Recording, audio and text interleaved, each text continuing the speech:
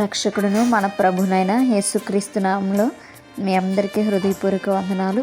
ఈరోజు దేవుని వాగ్దానము యెషయా గ్రంథము 59వ అధ్యాయము 21వ వచనము. నేను వారితో చేయు నిబంధన ఇది, నీ మీదనున్న నా ఆత్మయు నేను నీ నోట నుంచిన మాటలను నీ నోటి నుండి నీ పిల్లల నోటి నుండి నీ పిల్లల పిల్లల నోటి నుండి ఈ కాలము మొదలుకొని ఎల్లప్పుడూ తొలగిపోవు అని యెహోవా సెలవిచ్చుచున్నాడు. హల్లెలూయా. మరి చాలా మంచి నిబంధన దేవుడు ఇశ్రాయేలుతో చేశాడు. అదే నిబంధన ఈరోజు దేవుడు మనకు జ్ఞాపకము చేస్తున్నాడు. ఏమిటి ఆ నిబంధన అంటే, మొట్టమొదటిగా దేవుడు తన యొక్క ఆత్మను మనపైన ఉంచుతానని వాగ్దానం చేస్తున్నాడు. హల్లెలూయా. దేవుని యొక్క ఆత్మ మనతో ఉంటే చాలు, మరి మనము దేవుని చెప్పినట్టుగా మనము నడుచుకుంటాం.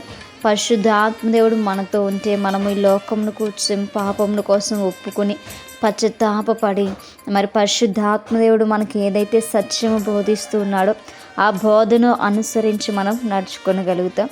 మరి పరిశుద్ధాత్మదేవుడు అనుగ్రహించేటువంటి ఓదార్పు లేదా ఆదరణలో మనము జీవించగలుగుతాం. సర్వసత్యంలోనికి మనము నడుస్తాం. గనుక దేవుడు ఆ యొక్క ఆత్మను మనకి ఇవ్వాలని ఆశపడుతున్నాడు. మరి యొక్క ఆత్మను పొందుకున్నటువంటి మనము దేవుని చిత్తంలో నడిచేటువంటి వారముగా మనం ఉండాలి. ఆయన తన యొక్క మాటలను మన హృదయంలో భద్రపరచాలని ఆశపడుతూ ఉన్నారు. మరి దేవుని యొక్క వాక్యము మన హృదయంలో భద్రపరుచుకుంటే మరి మనము పాపము చేయలేనటువంటి వారముగా ఉంటాం. ఎందుకనంటే దేవుని యొక్క మనస్సు ఎవరికైతే ఉంటుందో, దేవుని యొక్క తలంపులు ఎవరికైతే ఉంటాయో వారు పాపానికి చోటు ఇవ్వరు. కనుక మరి మనము దేవుని యొక్క మనస్సు కలిగి ఉండాలని దేవుని యొక్క వాక్య భాగం మనకి సెలవిస్తూ ఉంటుంది. కాబట్టి దేవుడు తన యొక్క మాటలు మన హృదయంలో మన యొక్క నోటి ద్వారా మరి ఉంచడానికి ఆయన ఇష్టపడుతున్నారు. అది మనకి ఎంతో ఆశీర్వాదం. మనకే కాదు కానీ మన కుటుంబాలకు కూడా ఆశీర్వాదం. మన పిల్లలు కూడా దేవుని యొక్క సేవ చేయాలని ఆయన ఆశపడుచు ఉన్నాడు.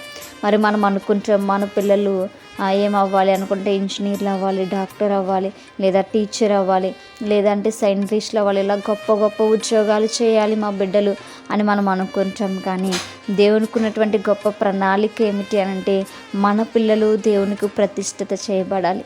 మన పిల్లలు దేవుని యొక్క సువార్తను తెలుసుకోవాలి. మన పిల్లలు దేవుని యొక్క మాటలు మరి అనేక మందికి తెలియజేసేటువంటి వారముగా ఉండాలి.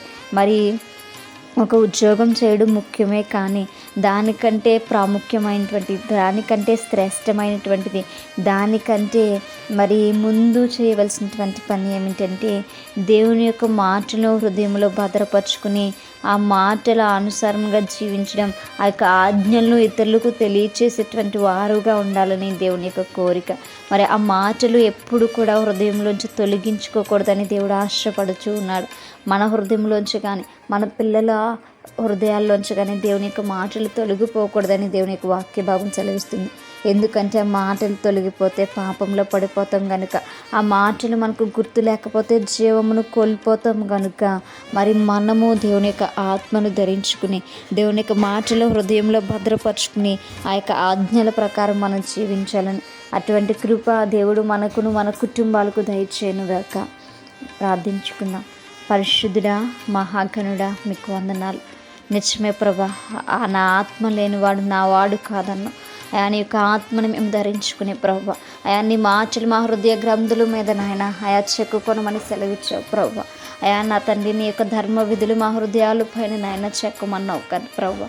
అవి వాటిని చెక్కి అయా మా పిల్లలకు కూడా వాటిని వాగ్దానాల కింద దయచేసి ఆయన తన నాయన నీ కొరకు నాయన ఫలించేటువంటి వారముగా మేము అందరూ ఉన్నట్టుకునే సహాయం దయచేయమని, అయా ఎల్లప్పుడూ నీ పైన ఆధారపడేటువంటి బిడ్డలుగా మమ్మల్ని అందరినీ ఉంచమని ప్రార్థన దయచేసి మీ పాదశాన్ని చేర్చుకోమని యేసయ్య పరిశుద్ధ నామంలో అతి మిక్కిలి వినయముగా బతిమలాడి వేడుకుని పొందించున్నాం మా ప్రియ పరలోకపు మా కన్న తండ్రి.